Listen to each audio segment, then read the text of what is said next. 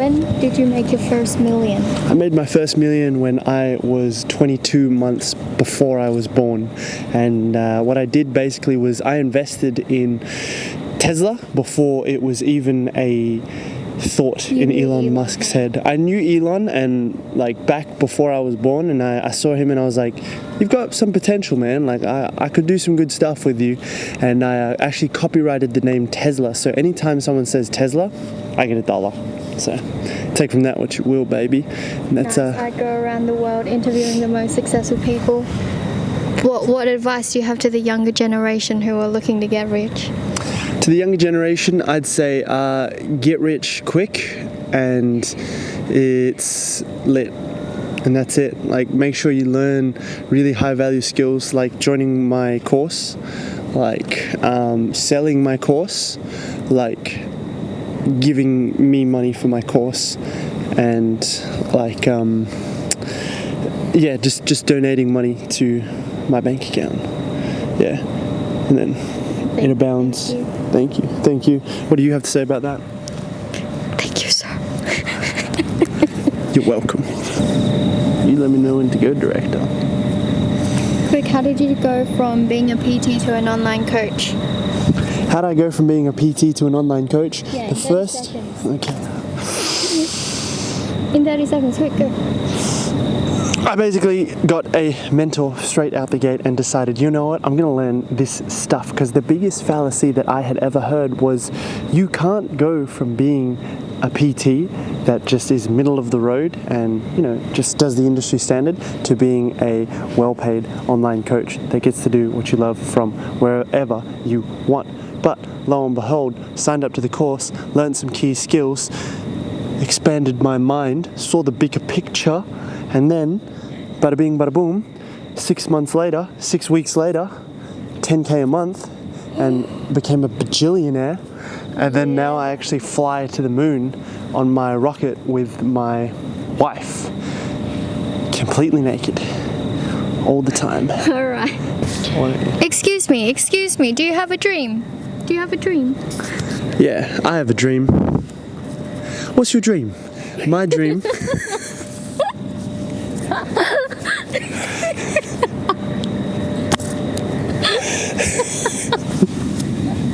That sounded just like him, didn't it? What's your dream? My dream is just to start like a credit card company where every time someone pays, I get like 1% of that, or, you know, someone makes a call and I get 1% of that. Basically, where anyone does anything and I just get 1% of it. Yeah, that's my dream. Yeah, that's it. That's the dream, baby. That is the dream. Why haven't you started right now? I have started. As a matter of fact, this conversation, I get 1%. And that's called investing, baby. That's what we do. Yeah. Get a stable career first in order to actually then pursue what you're passionate about. It's basically like saying, I'm just going to delay my happiness, which if you think about it is basically saying like, I'm going to get to retirement age, then I'll do what I want to do, and I'll just live an unfulfilling life before that. So it's this idea of the stability comes from a job, when in actuality the stability that you get comes from the skills that you have and who you become in doing that. And as a result of that, you can basically... you have a floor that you get from your skills. So most of us think of the ceiling when it comes to these things, like the ceiling of potential, like limitless earning potential. You hear that all the time online, like, oh, I could earn $1 million a month, 100K a day kind of thing. Those numbers don't match up. Actually, works out better that way. But a lot of people think, okay, the ceiling, but what they don't realize is that when you actually have fundamental skills and you are constantly developing those skills, as opposed to just developing the ceiling, we're actually developing the floor. At a job, you have a set floor that even if you increase in skills, maybe they'll pay like 5 to 10% more a year. Maybe. But the thing is, your earning potential is capped as a result of that, and your floor only increases like this, get this much over your whole lifetime. But when you are doing things your own way, you have these skills that give you a lot of leverage. You bring the floor up as your ceiling comes up as well. So it means that even if, say you get up here, if your floor goes from like, say like most guys, 1,500 a week kind of thing, that's your floor at a job. And most guys are like, yeah, sick, that'd be great to work up to. But then what if you could bring that up to 1,600 a week? That floor, 1,700 a week, 1,800, in the same way that if you had a job, you'd be able to have that from your business. So it's like, oh, I could consistently make 1,800 a week from my business, and that's my minimum. And then I could go all the way up here to like 20,000 a week or something like that, which for some guys is like unfathomable. But it's just that recognition that you can bring your own floor up, and it's just a matter of maths. Like, you put in the same amount of work into a high value skill, a skill that actually gets you paid for that stuff, then you end up raising that floor, and you just same inputs, but you can get greater outputs from them. You get greater outcomes, greater income coming from you doing the same thing basically, because as you gain more proficiency in the skill, you get more out of that side of things. And then you can just put more inputs into there because you're so proficient and efficient at those baseline skills that your level of baseline gains just increases and increases and increases. People don't think about that. They always think about how much can I make, but it's like, what is the absolute minimum that I'm making and how do I keep raising that? That's where security really comes from. And that is not under a minute. That idea. Do you actually enjoy making content, or is it a means to an end for the lifestyle that you want? I hate it. Just okay. Terrible. I just do it because it makes me rich. That's all. No, I'm just kidding. No, I love making content. I've always actually been a kid that has enjoyed making content. I was talking to someone about this the other day. I've basically been making content for the past 20 plus years, but not even posting them online or anything. I think the first thing that I remember making and editing and chopping up myself was just this version of like the B+ again, my Chunny video, where the dad's like, B+ again. And I just played both roles. I like filmed all of one side where it was like I was the son chatting, then I was the dad chatting. I don't even remember what I edited it in, but I edited it, put it together, and it was like I was just talking to myself on two different sides of the car. Didn't post it anywhere, but I just loved making and creating content like that. So then it just evolved from one thing to the next. In high school, and even before, like start of high school, we'd make like little Doctor Who skits, my friends and I, and then later on into high school, I'd do the free running and the parkour side of things, the dance side of things, and I've always just loved documenting cool things that I'm doing, and I really enjoy the creation process of that, but also capturing that, so like the filmmaking, the editing process. I mean, in high school, I was kind of known for coming in an hour before school and then editing for an hour. The media teachers would just like let me into the art department and like let me go on a computer edit. Recess I'd come in, lunch I'd come in and edit, after school I'd stay in and edit for an hour, and I was just always, I used to have this big backpack, my friends will attest to this. So you went into the media room after school? So I'd go into the media department, but I was known at school for having this big backpack that had like 4 liters of water on it, but also a big camera tripod, and I always have a camera bag slung around my shoulder as well. Come in, film all the stuff. Just really enjoyed making content because it was so much fun, and just always made films, movies, free running show reels, tricking show reels, dance videos and that kind of thing. That has always been my thing, and then it's funny that that's ended up being a very large part of my career now, getting to make content and have fun with that. It's pretty cool. So I love making content. Reminds me of have you seen that, like the Michael Jackson thing where he's like, how's the tour going? He's like, I hate it, like it's awful. And they're like, okay, can we get one where you're saying, I enjoy the tour? And he's like, I love to tour. So, all right, I have a question. How did you transition from being an in-floor, in-gym PT to an online PT? Like, aren't you afraid that, people will see your content, judge you, and like ruffle feathers, especially because, people have misconceptions about, how you should make your money and all of that? Well, I'm not afraid of ruffling feathers because left wing, right wing, it's all the same bird. Caw, caw. We're leaving that in. how did that was like 10 questions at once. Okay, we'll start with how did you transition from no content to content? Well, like I said, I've always been making content. Let's see how.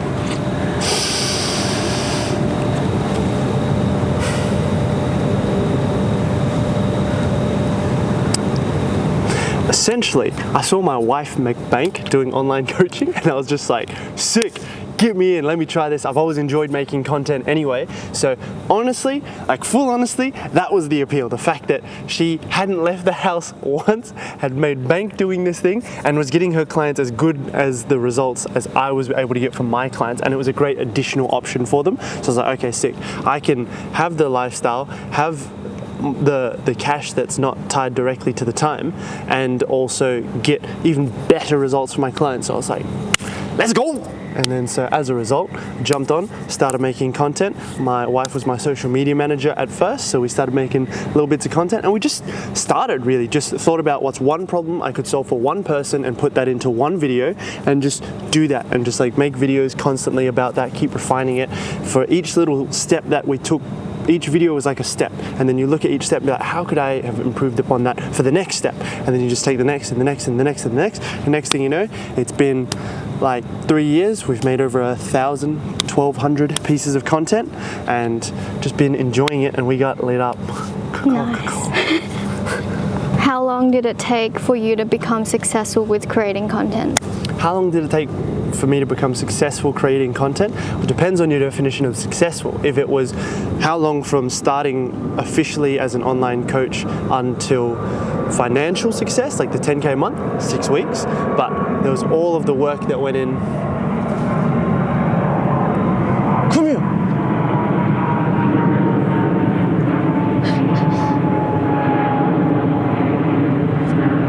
You know Tom can actually name what kind of plane that is? Sorry?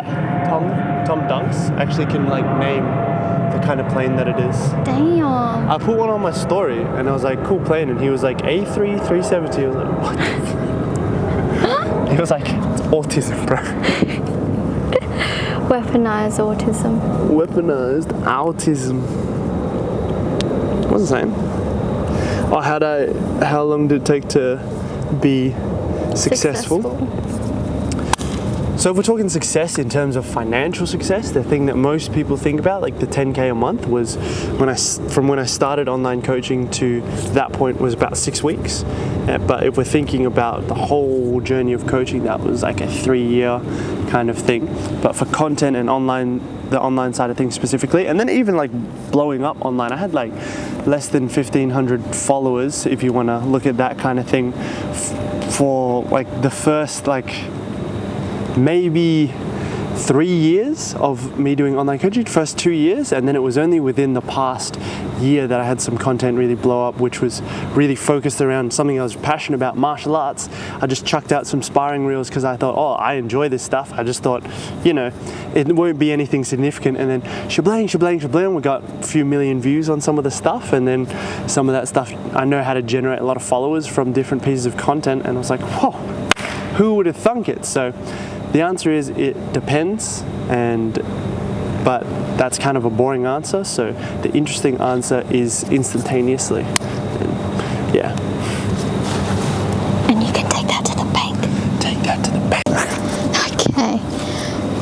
How do you Should I interview this guy? Excuse me, sir. Do you have a dream? No. How do you figure out what type of content to post if you are passionate about a lot of things and can talk about a lot of things in your content, like yourself, how you've got the philosophy, martial arts, business, money, all that stuff? My honest opinion on that is just to talk about all of them, because ultimately I think people get really scared of getting trapped into one box, but that's why I bring everything together under the umbrella of a personal brand, because as people, we're multifaceted. We have multiple skills, multiple interests. It's about being able to talk about them, but thinking about who you are specifically helping and how that actually helps to solve their problems. And if you can put it all into that context, then you can actually speak about most anything, because most people, they're not just interested in the one thing, and what builds that trust and the interest in you is actually getting to know you and and the multiple facets about you as opposed to just being one thing. So of course it's great to be specialized in one thing, but people want to know you, the authentic, genuine you that has other interests, and people love seeing how stuff can relate and how it all comes together, because it's always just interesting how all these things in life are interconnected, and the fact is that it all is really well connected, and then they can see the connection for, oh, okay, this really helps guide them. If you're thinking about the people that you're specifically wanting to help in your content, it helps them see how this will not only help with the specific thing they want to do, but all of the other areas of life that they could take those philosophies and principles and translate them over to. And that is the truth. You said those. You said those. Those. Yeah. Those. Yeah, the Aussies. Those. Those. Did you ever struggle with money mindset and like scarcity and all of that? And if so, how did you break out of it and getting like beyond the I just need to survive week to week?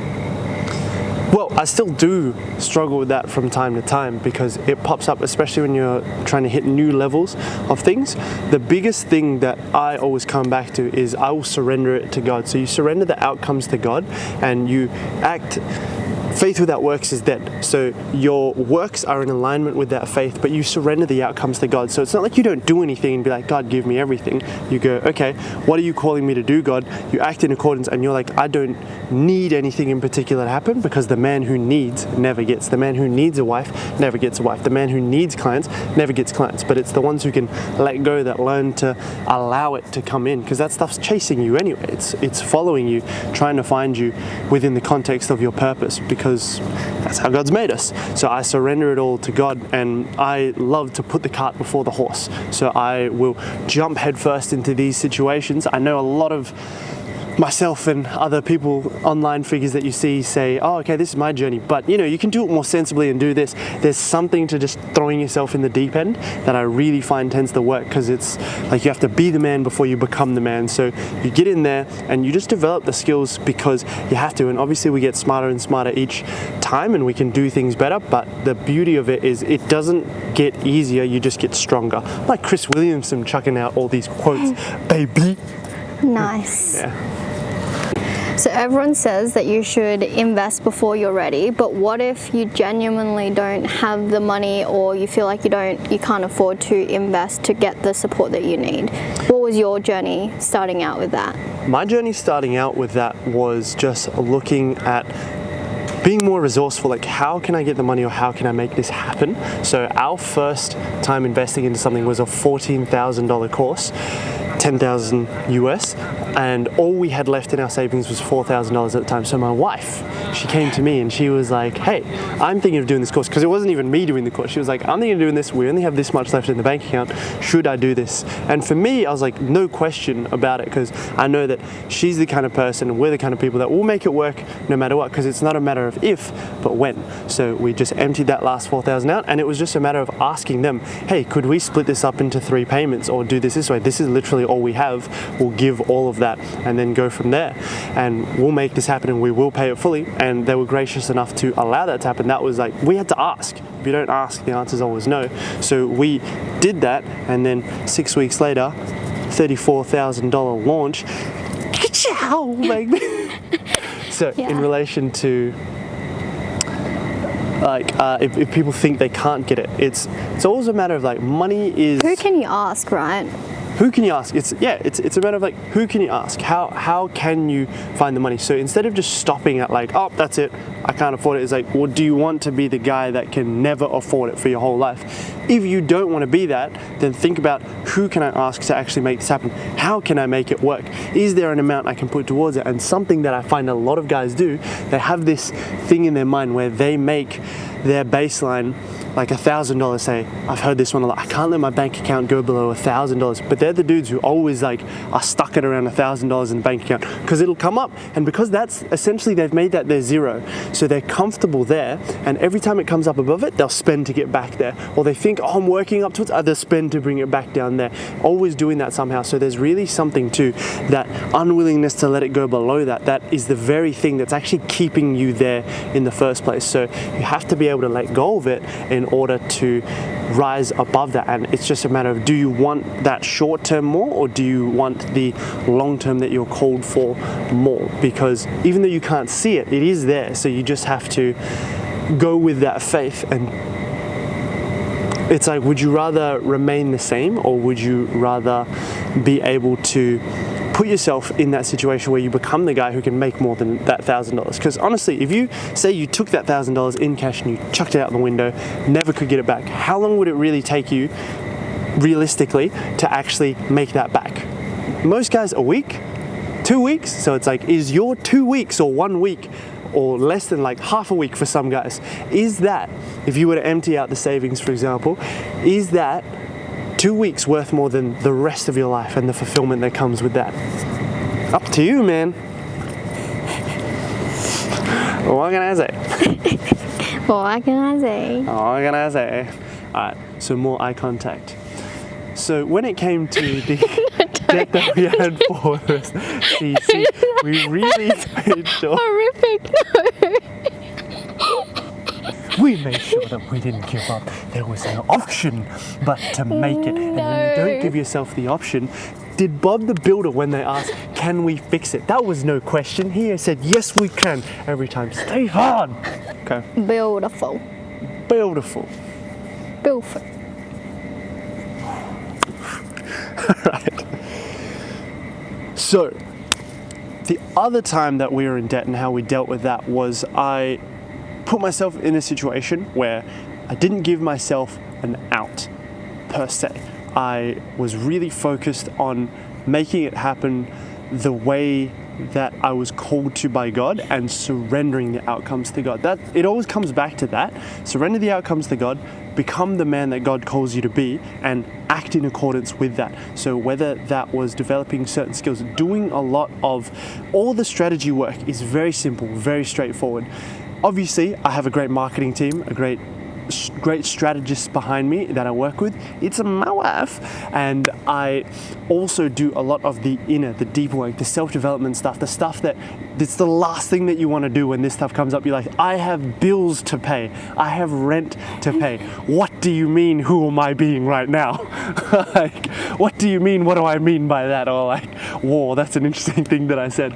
It's that stuff. It's often the last thing that you want to talk about and the last thing that you want to do, but it is the thing that provides you the biggest breakthroughs, because you are essentially focusing on the seeds that you have sown, not focused on digging them up and being like, did it work? It's just nurturing those seeds better, and then the actions that the results that come as an outcome of that are far greater than anything you could have thought possible. But it's really, two actions can look the exact same way. You've got guys that are like panicking, like, oh, is it going to happen? Is it going to work? Oh, no, I know God said it, but maybe it won't work. And they could take the exact same actions as the guy that's like, yep, I know that this is going to work because God has said this is going to happen, and I'm aligned with these outcomes, so I'm just doing what God calls me to do.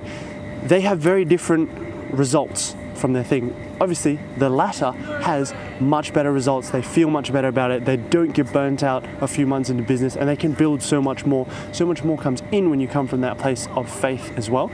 But when you are coming from a place of essentially, like, you're scared, it's like you're dipping a toe in, essentially. You're kind of doing the same actions, but they don't have that same intention, that same intensity, that same veracity, that same ferocity, that same velocity. We get it. Okay. Then they just don't get the same outcomes. And then they're there like, I did the same things as you. It's like, no, you didn't. No, you didn't, son! Who taught you what was actually required to be a man that is able to provide for, their family? How did you actually learn those skills or develop that way of thinking? Because a lot of partners also want to go halvesies with, their wife, or, I feel like very rare. It's a small percentage of men who actually step up and fully take over finances. Well, I do a lot of modeling off of other people, and I like to learn the mechanisms behind things. The biggest thing that I found really useful in relation to that specifically is communicating with my wife, and she's really great with being able to tell me what she wants and where her heart is at and what she really wants out of life. And essentially my job is to create that safe space where she can open up in the first place, listen to what she's saying, and then go ahead and do those things. And even if I don't know how to do something, it's about, okay, I don't know, how do I find out? So it's just this whole thing. I've always been like that, and I have periods of time where that hasn't necessarily always been the case, but for me it's always come down to jumping in headfirst, putting the cart before the horse. If we're saying, oh, I want to do this situation where I want to provide for my wife, then you put yourself in a situation where it's like, I'm doing it, and you might not know everything, but you figure stuff out, and realizing that you can do it with your wife as well. Ask for help, especially because I wasn't too well versed. I wasn't very financially literate beforehand, but you never gain more financial literacy than when you have to gain that financial literacy, and you can trust that, and you don't see it as, oh, I have to, I need to, I'm desperate for it. You just be like, it's happening. Like, I just trust that I've plopped myself into the environment, that's going to happen. It's like if you were to learn Chinese, you could spend months and months studying it, thinking about it, but you're going to learn the best Chinese when you just dump yourself in the middle of China, no one around you speaking English, stay there for 3 months, you're going to learn some Chinese, bro. You know what I'm saying? You're going to learn the ni hao. Chinese. Some Chinese. A succulent Chinese meal. Rip. Yeah. So, oh yeah, true. So, a lot of it is put yourself in the situation and trust that the fruits of that will come to pass in God's timing. And you don't have to force anything. You literally plant the seed, and you don't dig up a seed once you've planted it. You just let it grow. You nurture it. You speak softly to it, and you love it. You sing to it. You say the procedure will be parliamentary. Yeah. Okay.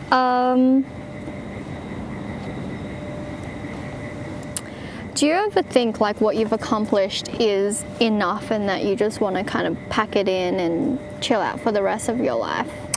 Yes, I have had that before, to a degree. That was when I retired, and this is where your language is so important, because if you speak that over yourself, you tend to do that. And it was not a great time being retired. Like, it was all right, because I like had half a foot into what I enjoyed doing, what my calling was. But I also had half a foot out because I was like, oh, technically I'm retired, and that, you know. So it was like I was still doing the thing that I loved, but I wasn't doing it fully.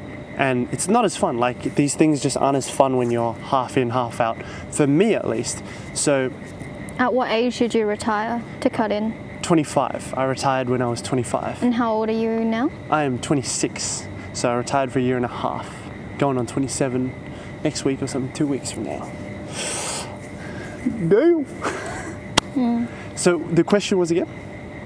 Or do you ever just want to pack it in and stop doing what you're doing and just chill?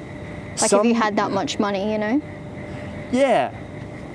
Sometimes when I'm focusing on the obligation behind some of the things that I'm doing, when I'm not looking at these things as an opportunity, as a blessing from God. It says in the Bible, paraphrasing Ecclesiastes 3:18, essentially it is a joy for us. We are to rejoice in the labor that God gives us to do all the days of our lives that we toil under the sun. It's a joy to be able to work hard or put your effort and dedicate your life to something that you care about. So to the absence of that, when you have an absence of that, your life, there's a big rift in your life, a big hole in your life. So speaking from experience, yeah, like sometimes I get that, but then I remember what that's like on the other side. I was like, that's way worse than any of the... It's like there's a joy in being able to expand and put yourself in challenging situations and grow from them. There's a real joy to that. So yeah, sometimes you could, but it's not really just all about money. It's actually about fulfillment in life as well, which can seem really intangible, but it's this thing that's not just about money. It's not just about a relationship. It's not just about your fitness and that. It's a combination of all of these things coming together in your own personalized mix that you find fulfilling, and you can feel it in your giblets. You're like, this is what life is about. It's funny because as a kid you start off wanting to do things out of passion, and like it was never about the money, but then as an adult, quote unquote, oh, now you're financially responsible and you make it about the money, but then you work and hopefully get to a point where it's not about the money anymore, you know? Yeah, and it's a funny thing because it's only not about the money when you make it not about the money. Because we know this billionaire that is a literal billionaire, and his wife has a job that she hates, doesn't enjoy it, doesn't like it, wants to quit.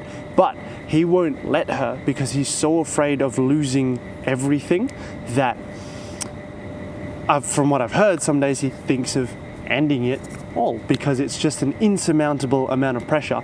And that's the thing about it. When you make it so much about the money, most of us are blessed that we actually don't receive that much money when we're not able to handle it, when we don't have that relationship with money that we could handle. And most of us think, I'd love to do that. But that's why you see most lottery winners, they're broken in a worse situation than before because they lack the mindset and the being to be able to handle that much money.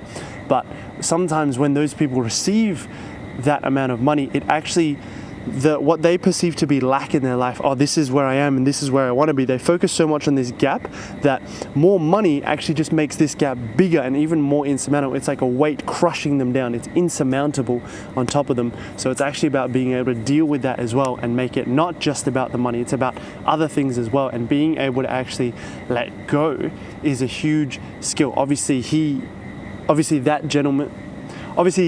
that billionaire is an exception that proves the rule.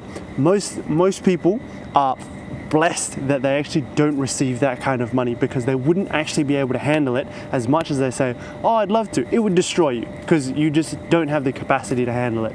Yeah. I think it would destroy us right now because we're still becoming and building up that muscle, like if we're honest as well. Yeah. So it's a constant game. It's a constant game. It's an infinite game. The point of the game is to stay in the game, not necessarily just to finish the game. And it's to enjoy the fact that it's a game. It's only a game. Yeah? You're just here, enjoy it, have fun, keep it all gravy, baby. It's supposed to feel challenging. It's supposed to challenge you, to push you, to force you to grow, because otherwise, that's death. Running water never grows stale. Stagnation is death. Yeah. All right, we're heading home.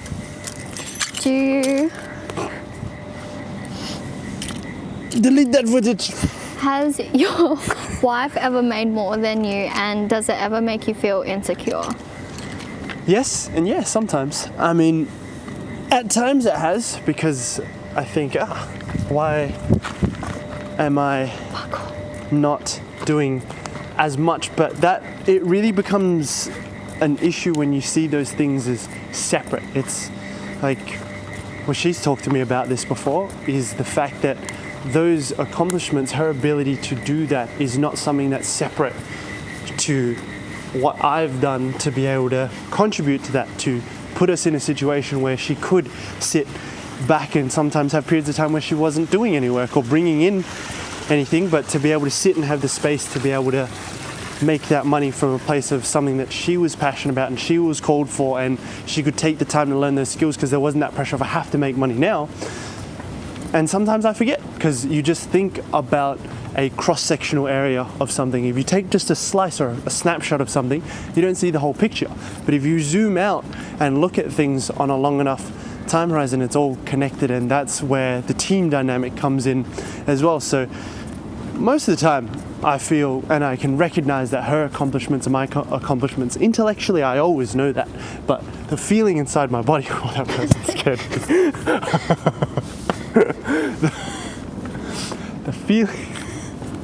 the feeling inside my body a lot of the time. The feeling inside my body a lot of the time.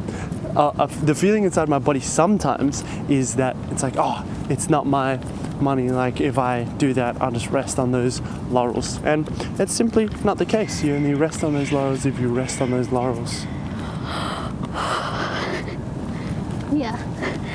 Yeah, recognizing that we built this together as a team, and then we get to keep building this together. Watch out for that pole.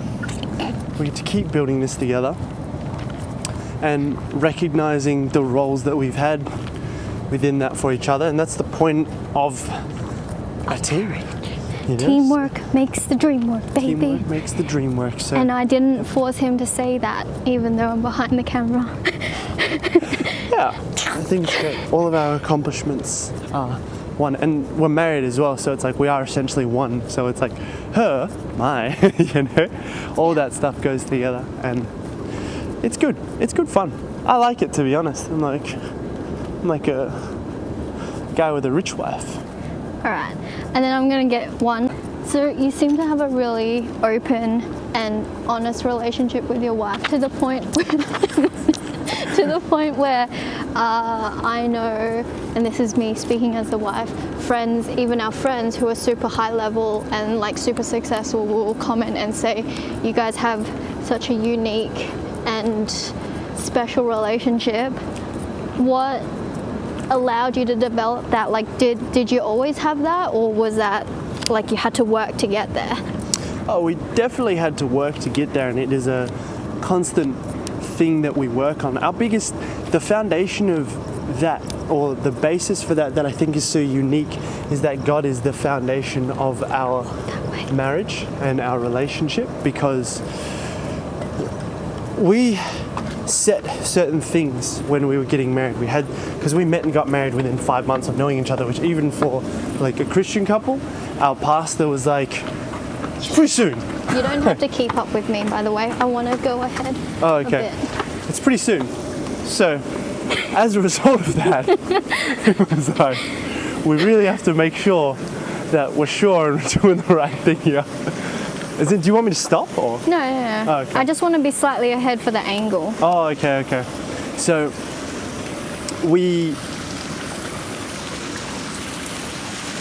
had that straight out the gate. So that's the foundation of our marriage, and obviously with that come fundamental things within that, like even just this agreement that there's no such thing as getting divorced, bar one very exceptional circumstance. But within that context, it means that you're in a situation where you're always going to work it out. That's the agreement that we have and that we made to each other. And so when everything comes from that context, it's very, very different to if you're like, oh, I've got it out. Like I could always just bounce if I wanted to. A lot of people are like, oh, I could get divorced later if I wanted to. It's a very different dynamic when you're like working this out, because we've made this agreement, we prayed about this marriage before we got into it, and it was very clear that God showed us this is the way. So it wasn't about, so there's a very different dynamic there. And as a result of that, we communicate a lot. We talk, we regulate our emotions, we do a lot of work ourselves, and we understand that a relationship has three dynamics to it. So there's the two individuals, and the relationship itself is a third individual, almost its own third dynamic, its own entity within that. And obviously God's there for all of it. But it's really important to develop that way, be able to communicate your needs as an individual within the relationship as well. And a lot of it is that ability to communicate and to just allow God to really shape our relationship. And a lot of the times, even like Christians and that aren't necessarily followers of Christ, I'd say a lot of the time God will show them something and they won't do it because they're like, it's too much for me to bear. I don't know if the relationship could handle it and that. So I think even amongst some Christians, we have a pretty unique relationship dynamic as well. And something that definitely shapes it is the fact that we're in business together. I think that there are a lot of unique dynamics that come with that, and the ability to regulate and do all of this stuff properly. We obviously both do the same things and contribute to the same businesses, but we also have our separate things that we like to do as well. So that's a lot of why I think that is a lot of what contributes to the unique dynamic that we have for our relationship, our marriage. It's cool. Nice. These people be there. Yeah. So, what is your favorite thing about having money? My favorite thing about having money.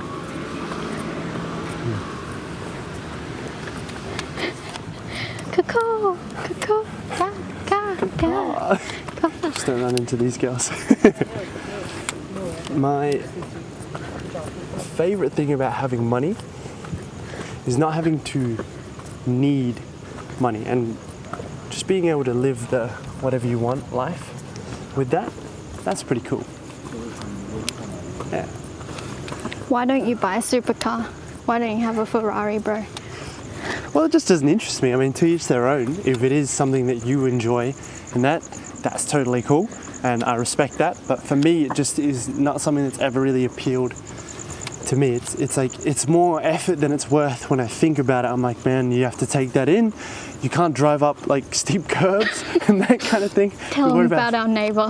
Oh, bro, this neighbour, because our houses are like, we live on a little bit of a hill, so some of our driveways are quite steep. And this one guy, my wife was telling me that he just turned into his driveway. He's got a little bit of one of those, like, it's more of a rice burner car, but he turned in and goes, just smash the curb, and she comes out running to be like, is everyone all right out here? And he's just like, head down, gets out of the car, walks inside like, dang it. Oh, like, yeah, I'm just not too fussed when it comes to cars. I can't really tell the difference, too much of a difference between them. It just doesn't interest me. My interest lies in other things, so a bit more so in learning, serving God. I like traveling, having good experiences, being able to eat good food with my wife, and just being able to serve the kingdom of God better and better every day. So stuff like that doesn't really appeal to me as much. I'd rather invest heavily and as much as I can into our learning and our businesses and developing and into ourselves and our growth, because that gives me a lot of joy and fulfillment.